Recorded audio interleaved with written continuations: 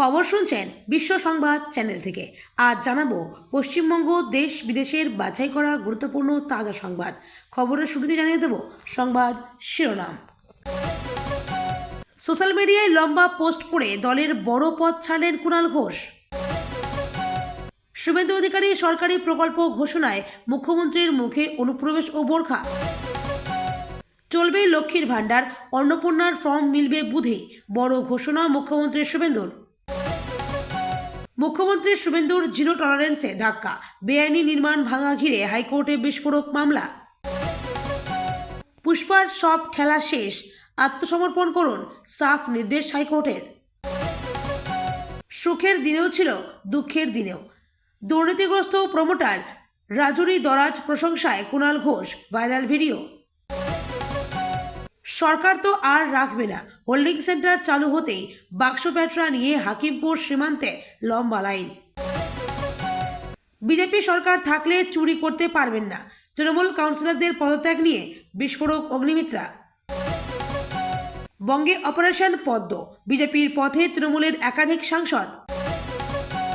বুধবারই প্রকাশিত হবে অন্নপূর্ণা ভাণ্ডারের ফর্ম, জানিয়ে দিলেন মুখ্যমন্ত্রী শুভেন্দু। সপ্তাহে দুদিন মা ক্যান্টিনে মিলবে মাছ ভাত। সাদা পোশাকে তল্লাশি, গ্রেপ্তারি বা সরকারি কাজ নয়, কলকাতা পুলিশের কর্মীদের নির্দেশ কমিশনারের দপ্তরের। হাতে আর 5 দিন, যুবশক্তি প্রকল্পে এভাবে আবেদন করছেন তো, না হলে ঢুকবেই না টাকা। বনশালের নতুন কোর কমিটি কৌশল, জেলা প্রশাসনে বাড়ছে বিজেপির সরাসরি নজরদারির জল্পনা। এখন আপনার ভরপুর সময়, ভালো করে ছবি আঁকুন, কবিতা লিখুন, কাকে খোঁচা অধীরের। গোপন ডেরায় টাকার পাহাড়, উদ্ধার হাজার হাজার ত্রাণের ত্রিপল, গ্রেপ্তার বাদুরিয়া পুর চেয়ারম্যান। অন্নপূর্ণা যোজনায় বড় চমক, বুধবারই আসছে ফর্ম, 1 জুন থেকে অ্যাকাউন্টে টাকা। কল্যাণী থেকে বিস্ফোরক ঘোষণা মুখ্যমন্ত্রী শুভেন্দুর। আত্মসমর্পণ করুন, তদন্তে সহযোগিতা করুন, জাহাঙ্গীর খানকে চরম নির্দেশ কলকাতা হাইকোর্টের। এবার ককরোচ জনতা পার্টির পাশে মমতা, জাতীয় রাজনীতিতে নতুন সমীকরণ। অনুপ্রবেশের জেরে বদলে যাচ্ছে জনবিন্যাস, গোটা দেশে প্রভাব খতিয়ে দেখতে উচ্চ পর্যায়ের কমিটি গড়ল অমিত শাহের মন্ত্রক। কুরবানির পশু কিনতে গিয়ে মহিষের গুঁতোয় প্রাণ হারালেন 2 ক্রেতা। পেট্রোল ডিজেলের পর এবার সিএনজির ধাক্কা, 11 দিনে চতুর্থবার দাম বৃদ্ধি, বাড়তে পারে অটো ট্যাক্সি ভাড়া। ফের বাংলায় শুরু হচ্ছে 100 দিনের কাজ, এই নথি ছাড়া মিলবে না কাজ, জানিয়ে দিলেন খোদ মুখ্যমন্ত্রী। তৃণমূল সাংসদ অভিষেকের বাড়ির সামনে আকস্মিক বুলডোজার। যারা বাংলার বাড়ি পেয়েছেন তারা কি আদৌ যোগ্য, যাচাইয়ের নির্দেশ মুখ্যমন্ত্রী শুভেন্দুর। মন্ত্রিসভার সম্প্রসারণ নিয়ে জট কাটছে, খুব শিগগিরই রাজভবনের শপথ গ্রহণ, তালিকায় চমকও থাকবে কিছু। বৈদিক চিকিৎসায় জোর, স্বাস্থ্য দপ্তর থেকে আলাদা হচ্ছে আয়ুষ, জুনে 1 গুচ্ছ কর্মসূচি ঘোষণা মুখ্যমন্ত্রীর। বন্ধ হচ্ছে মঙ্গলাহাটের ফুটপাতে ব্যবসা, পুলিশের নির্দেশে মাথায় হাত 40,000 ব্যবসায়ীর। কাকুলিদের সামনেই দুর্নীতি নিয়ে করা মুখ্যমন্ত্রী, উত্তর 24 পরগনায় স্পেশাল অডিটের ঘোষণা। রান্নার গ্যাসের নিয়মে বড় বদল, গ্রাহকদের জন্য সুখবর আনল কেন্দ্র। ভোট প্রচারে শাহের উস্কানি মন্তব্য, এফআইআরে না পুলিশের, একই অভিযোগে থানায় অভিষেকের বিরুদ্ধে মামলা। এতক্ষণ শুনছিলেন সংবাদ শিরোনাম, এখন আসছি বিস্তারিত খবর।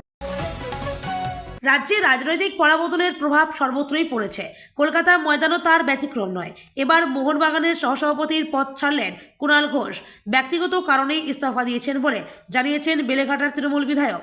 কুণাল তার সিদ্ধান্ত সোশ্যাল মিডিয়ায় পোস্ট করে জানিয়েছেন, ক্লাব সভাপতি দেবাশিস দত্তকেই দেওয়া ইস্তফার বয়ানও পোস্ট করেছেন তিনি। কুণাল যা লিখেছেন তা তুলে ধরা হলো, প্রিয় মোহনবাগান ক্লাবের সহসভাপতি পদ থেকে ইস্তফা দিয়েছি ব্যক্তিগত কারণ। কেউ আমাকে এ বিষয়ে একটি কথাও বলেননি। 2 দফায় এই ঐতিহ্যশালী ক্লাবের সহসভাপতি হতে পারায় আমি ধন্য। 2টি ছবি দিলাম, একটি 1985 সালের সবান্ধবে মোহনবাগান মাঠে, অন্যটি 2025 সালে স্কটল্যান্ডে। মাননীয় সভাপতিকে লেখা ইস্তফার বয়ানটিও পোস্ট করলাম। জয় মোহনবাগান। প্রতি শ্রী দেবাশিস দত্ত, সভাপতি, মোহনবাগান ক্লাব। মাননীয় সভাপতি, মোহনবাগানের মতো ঐতিহ্যশালী ক্লাবের সহসভাপতি হিসাবে আমি 2 দফায় কাজ করার সুযোগ পাওয়ায় আমি ধন্য ও কৃতজ্ঞ। জ্ঞান হওয়া থেকে আমি মোহনবাগান, আমার হাঁটা শেখাও এই লনে, বাল্য কৈশোর থেকে মাঠের গ্যালারিতে। ক্লাব সাসপেনশনের মুখে পড়ার সময় সমর্থকদের বিপুল সই নিয়ে মানসদা, বিদেশদা, আমি দিল্লিতে AIFF দপ্তরে গিয়ে বৈঠকও চোখের ওপর ভাসে। পরে সহসভাপতি হিসেবেও সাধ্যমতো গঠনমূলক কাজে সঙ্গে থাকার চেষ্টা করেছি, সে কাজ করতেও ভালো লেগেছে। আমার প্রস্তাব মতো ক্লাবে স্পোর্টস লাইব্রেরি চালু করায় আপনাকে ধন্যবাদও জানাই। এখন সম্পূর্ণ ব্যক্তিগত কারণে সহসভাপতির পদ থেকে ইস্তফা দিচ্ছি। আমি মোহনবাগান সদস্য সমর্থক হিসেবেই থাকব, দয়া করে ইস্তফা গ্রহণ করবেন। সভাপতি আপনি এবং সচিব সঞ্জয় বোস, আপনাদের নেতৃত্বে এবং কর্মসমিতির সক্রিয়তায় মোহনবাগান এগিয়ে চলুক। আন্তরিক শুভেচ্ছা থাকলো। এই হোয়াটসঅ্যাপকেই আমায় চূড়ান্ত ইস্তফাপত্র হিসেবে গ্রহণ ও অনুমোদন করবেন। আগামীকাল অর্থাৎ বুধবার নবান্ন থেকে আনুষ্ঠানিকভাবে অন্নপূর্ণা ভাণ্ডার প্রকল্পের ফর্ম প্রকাশ করবে রাজ্য সরকার। কল্যাণীতে প্রশাসনিক বৈঠকের পর সাংবাদিকদের মুখোমুখি হয়ে জানালেন মুখ্যমন্ত্রী শুভেন্দু অধিকারী। তিনি জানিয়েছেন, নারী ও শিশু কল্যাণ দপ্তরের মন্ত্রী অগ্নিমিত্রা পাল এবং ওই দপ্তরের আধিকারিকদের উপস্থিতিতে ফর্ম প্রকাশ করা হবে। অনলাইনেও করা যাবে ফর্ম ফিল আপ। তবে এদিনও মুখে সকলের সরকার বললেও সাম্প্রদায়িক কথা শোনা গিয়েছে সংবিধানের নামে শপথ নেওয়া একজন মুখ্যমন্ত্রীর মুখে। শুভেন্দু অধিকারী বলেন, কাল ফর্ম পাবলিশ করা হবে অন্নপূর্ণা ভাণ্ডার যোজনার। কাল থেকে এই প্রকল্পের নাম যুক্ত করার প্রক্রিয়া শুরু হবে। যতক্ষণ না পর্যন্ত 3000 দেওয়া হবে ততক্ষণ লক্ষ্মীর ভাণ্ডার চলবে। এরপরই মুখ্যমন্ত্রী বলেন, যারা এই দেশের নাগরিক তারা এই প্রকল্পের সুযোগ সুবিধা পাবে। বাংলাদেশ থেকে আসা কোনো অনুপ্রবেশকারী এই প্রকল্পের সুবিধা পাবে না। উল্লেখ্য, রাজ্যে বিধানসভা নির্বাচনের আগে SIR-এর সময় বিজেপির নেতা মন্ত্রীরা বারবার বলে এসেছিল অনুপ্রবেশকারীদের চিহ্নিত করে তাদের দেশের বাইরে পাঠানো হবে। বিহারেও একই কথা বলা হয়েছিল, কিন্তু 2 রাজ্যে SIR-এ একজনও অনুপ্রবেশকারীকে চিহ্নিত করতে পারেনি জাতীয় নির্বাচন কমিশন। লজিক্যাল ডিসক্রিপেন্সির নাম করে বহু মানুষকে এবার ভোটাধিকার প্রয়োগ করা থেকে বঞ্চিত করেছে জাতীয় নির্বাচন কমিশন। পশ্চিমবঙ্গের নারী কল্যাণ ও সামাজিক সুরক্ষা প্রকল্পে এক নতুন অধ্যায়ের সূচনা হতে চলেছে। রাজ্যের বর্তমান মুখ্যমন্ত্রী শুভেন্দু অধিকারী কল্যাণীর প্রশাসনিক বৈঠক শেষে এক তাৎপর্যপূর্ণ ঘোষণা করেছেন। তিনি স্পষ্ট জানিয়েছেন, রাজ্যে এখনই বন্ধ হচ্ছে না লক্ষ্মীর ভাণ্ডার প্রকল্প, বরং যতদিন না নতুন অন্নপূর্ণা ভাণ্ডার বা অন্নপূর্ণা যোজনার সুবিধা দেওয়া পুরোদমে চালু হচ্ছে, ততদিন পর্যন্ত লক্ষ্মীর ভাণ্ডারের আর্থিক সহায়তা অব্যাহত থাকবে। একই সঙ্গে আগামী বুধবার থেকেই অন্নপূর্ণা যোজনার ফর্ম ফিল আপের আনুষ্ঠানিক প্রক্রিয়া শুরু করার কথা জানিয়েছেন তিনি। সহজ প্রক্রিয়ায় বাড়ি বাড়ি পৌঁছাবে সরকারি সাহায্য। নতুন এই প্রকল্পের সুবিধা সাধারণ মানুষের কাছে দ্রুত পৌঁছে দিতে তৎপর প্রশাসন। জানা গেছে, খোদ মুখ্যমন্ত্রী নবান্ন থেকে অন্নপূর্ণা ভাণ্ডারের ফর্ম প্রকাশ করবেন। সাধারণ মানুষের সুবিধার্থে অনলাইন ও অফলাইন উভয় মাধ্যমেই এই ফর্ম পাওয়া যাবে। উপভোক্তারা যত দ্রুত ফর্ম পূরণ করা জমা দেবেন, তত দ্রুত এই নতুন যোজনার সুবিধা তাদের ব্যাংক অ্যাকাউন্টে পৌঁছাবে। ফর্ম পূরণের এই গোটা প্রক্রিয়াটি যাতে নির্বিঘ্নে সম্পন্ন হয়, তার জন্য প্রতিটি নির্দিষ্ট কেন্দ্রের বিধায়করা সাধারণ মানুষের পাশে থাকবেন। এছাড়া ব্লক স্তরে বিডিওদের নেতৃত্বে সরকারি প্রতিনিধিরা বাড়ি বাড়ি গিয়ে ফর্ম পূরণে সরাসরি সহযোগিতা করবেন। প্রশাসনিক সিদ্ধান্ত ও দূরগামী প্রভাব রাজনৈতিক ও প্রশাসনিক বিশেষজ্ঞদের মতে এই সিদ্ধান্তের পেছনে একটি সুনির্দিষ্ট কৌশল রয়েছে। হঠাৎ করে একটি বহুল প্রচলিত সামাজিক প্রকল্প বন্ধ করে নতুন প্রকল্প চালু করলে সাধারণ মানুষের মনে বিভ্রান্তি বা ক্ষোভ তৈরি হতে পারত। লক্ষ্মীর ভাণ্ডার চালু রেখে অন্নপূর্ণা ভাণ্ডারের কাজ শুরু করার সিদ্ধান্ত সেই আশঙ্কাকেই দূর করবে। প্রশাসনিক স্তরে বাড়ি বাড়ি গিয়ে ফর্ম পূরণের উদ্যোগের ফলে গ্রামীণ ও প্রান্তিক স্তরের নারীরা কোনো রকম মধ্যস্থভোগীদের হেনস্থা ছাড়াই সরাসরি সরকারি সুবিধার আওতায় আসতে পারবেন। দ্রুত ফর্ম পূরণের তাগিদ দিয়ে প্রশাসন আদতে রাজ্যের একটি বড় অংশের নারী ভোটার উপভোক্তাদের কাছে নিজেদের সদিচ্ছার বার্তা পৌঁছে দিতে চাইছে, যা আগামী দিনে রাজ্যের সামাজিক অর্থনীতিতে বড় প্রভাব ফেলবে। কলকাতার তপসিয়া ও কসবা এলাকায় বেআইনি নির্মাণ ভাঙার নোটিশ ঘিরে নতুন আইনি জট। পুরসভার পাঠানো ভাঙার নির্দেশকে চ্যালেঞ্জ জানিয়ে কলকাতা হাইকোর্টের দ্বারস্থ হলেন প্রায় 100 জন বাসিন্দা। মঙ্গলবার আদালতে মামলার অনুমতি দিয়েছিলেন বিচারপতি পার্থসারথী সেন।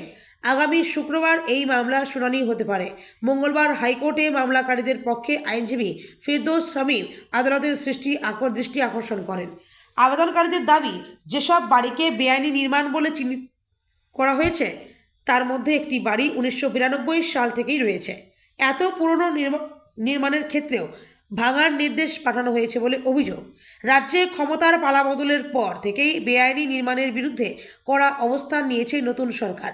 মুখ্যমন্ত্রী শুভেন্দু অধিকারী জিরো টলারেন্স নীতির কথা ঘোষণা করার পর শহর ও শহরতলির একাধিক এলাকায় অবৈধ নির্মাণ চিহ্নিত করে ভাঙার কাজ শুরু করেছে। ফলতায় পরাজয়ের পর এবার চরম অস্বস্তিতে ফলতার পুষ্পা জাহাঙ্গীর খান। আগের দেওয়া রক্ষা কবচের মেয়াদ আর বাড়াতে চাইল না আদালত। এই মুহূর্তে অন্তর্বর্তী রক্ষা কবচ নয়, সাফ জানিয়ে দিল কলকাতা হাইকোর্ট। রক্ষা কবচের মেয়াদ শেষ হয়ে গিয়েছিল আগেই। এবার বিচারপতি পার্থসারথী সেনের অবকাশকালীন বেঞ্চের নির্দেশে নতুন করে আর কোনো রক্ষা কবচ দেওয়া হলো না। গত রবিবার ফলতা কেন্দ্রের বিধানসভা নির্বাচনের ফল প্রকাশ হয়েছে। আজ মঙ্গলবার পর্যন্ত মেয়াদ ছিল জাহাঙ্গীরের রক্ষা কবচের। সেই মেয়াদ বাড়ানোর আর্জি জানানো হয়েছিল আদালতে, কিন্তু প্রার্থী হিসেবে যে রক্ষা কবচ দেওয়া হয়েছিল সেটা কেন এখনও থাকবে প্রশ্ন ওঠে হাইকোর্টে। ভোটের আগেই যিনি নিজেকে পুষ্পা বলে পরিচয় দিয়েছিলেন, পুনর্নির্বাচনের আগে সেই জাহাঙ্গীরই প্রার্থী হিসেবে নিজেকে সরিয়ে নেওয়ার কথা বলেছিলেন। উল্লেখ্য, ফলতা থানায় জাহাঙ্গীরের বিরুদ্ধে 2টি এফআইআর দায়ের হয়েছিল। তার ভিত্তিতেই এই রক্ষা কবচ চাওয়া হয়েছিল। পুনর্নির্বাচনের আগে সেই রক্ষা কবচ দেওয়া হয়েছিল। বিচারপতি পার্থসারথী সেন বলেন, ঠিক হোক বা ভুল, পুলিশে অভিযোগ দায়ের হয়েছে, তার মানে আপনাকে তদন্তে সহযোগিতা করতে হবে। আপনি আত্মসমর্পণ করুন, তদন্তের সহযোগিতা করুন। বিচারপতির পরামর্শ, পুলিশ রিপোর্ট জমা দেওয়ার আগে চাইলে মামলা তুলে নিতে পারেন জাহাঙ্গীর।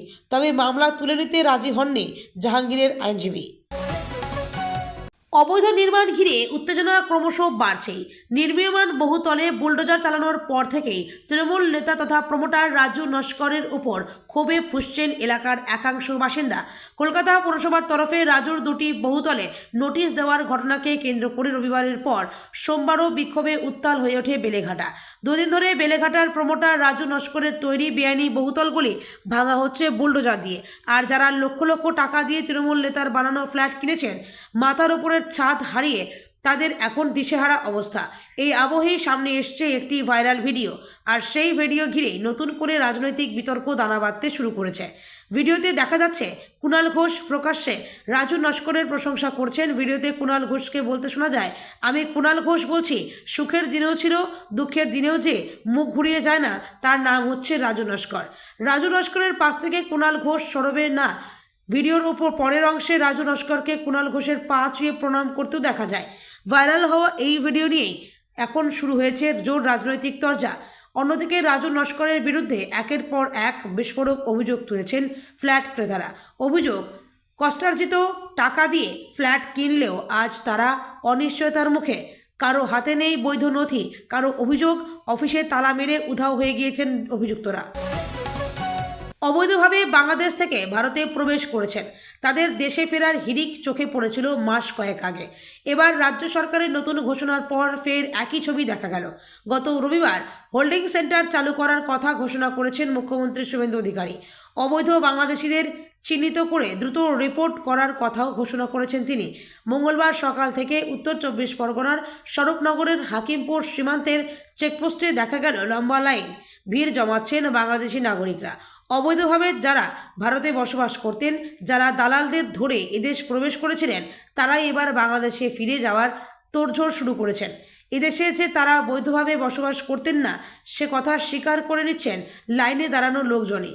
এক ব্যক্তিকে প্রশ্ন করা হলে তিনি বলেন, সরকার আর রাখবে না। কি করব বলুন, সরকার চাইছে আমরা দেশে ফিরে যাই। কেউ বলছেন এদেশে এসে দোকানে কাজ করতেন, কেউ পরিচারিকার কাজ করতেন। শয়ে শয়ে বাংলাদেশি নাগরিক যারা এতদিন ভারতে এসে আত্মগোপন করে ভারতের বিভিন্ন রাজ্যে বিভিন্ন পেশায় যুক্ত ছিলেন, তারা আবার দেশে ফেরার জন্য স্বরূপনগরের হাকিমপুর সীমান্তে উপস্থিত হয়েছেন। শুরু ডিপোর্ট করার প্রক্রিয়া। ভোট প্রচারে এসেই কেন্দ্রীয় স্বরাষ্ট্রমন্ত্রী বলে গিয়েছিলেন, অবৈধভাবে বসবাসকারী বাংলাদেশিদের ডিটেক্ট, ডিলিট ও ডিপোর্ট করা হবে। আর ক্ষমতায় আসার 1 মাসের মধ্যেই সেই প্রক্রিয়া শুরু করে দিল বিজেপি সরকার। শুভেন্দু অধিকারী জানিয়েছেন, অনুপ্রবেশকারী ধরা পড়লেই তাকে সরাসরি ডিপোর্ট করার বা বাংলাদেশে পাঠিয়ে দেওয়ার ব্যবস্থা করা হবে।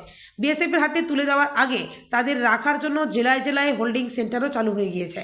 কেন্দ্রীয় নির্দেশিকা মেনেই সেন্টারগুলি চালু করা হয়েছে রাজ্যে। রাজ্যে 4ই মের পর হয়েছে পালাবদল, বঙ্গে বিকশিত হয়েছে পদ্মফুল। তাদের খাতায় 208টি আসন।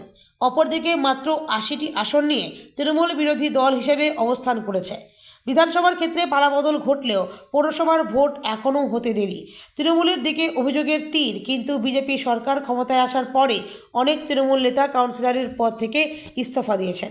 কেউ বা দুর্নীতির দায়ে পুলিশের জালে ধরা পড়েছেন, কারোর বা নতুন পদে নতুন দায়িত্ব নিতে অনীহা। কেন হলো এমনটা, সেই নিয়ে তৃণমূলের দিকের অভিযোগের তীর তুললেন বিজেপি বিধায়ক তথা রাজ্যের মন্ত্রী অগ্নিমিত্রা পাল। কি বললেন বিধায়ক? পশ্চিমবঙ্গের মন্ত্রী অগ্নিমিত্রা পাল বলছেন, এটা অত্যন্ত দুঃখের বিষয় যে বিজেপি সরকার ক্ষমতায় আসার পর তৃণমূলের যে কাউন্সিলররা গত 15 বছর ধরে পদে ছিলেন তারা হঠাৎ পদত্যাগ করছেন বা পদ গ্রহণ করছেন না। এটা শুধু তাদের দায়িত্বজ্ঞানহীনতার বা স্বার্থপরতাকেই প্রকাশ করে। 15 বছর ধরে বাংলার মানুষকে লুট করার সুযোগ তাদের কাছে ছিল এবং তারা সেটাই করেছেন। এখন তারা ভাবছেন, বুঝছেন এবং তারা আত্মবিশ্বাসী যে আমাদের সরকার ক্ষমতায় আসার পর তারা বেশি চুরি করতে পারবেন না, তাই তারা ক্ষমতায় থাকছেন না। তাদের এই পদক্ষেপ তাদের দায়িত্বজ্ঞানহীনতাকেই প্রকাশ করে।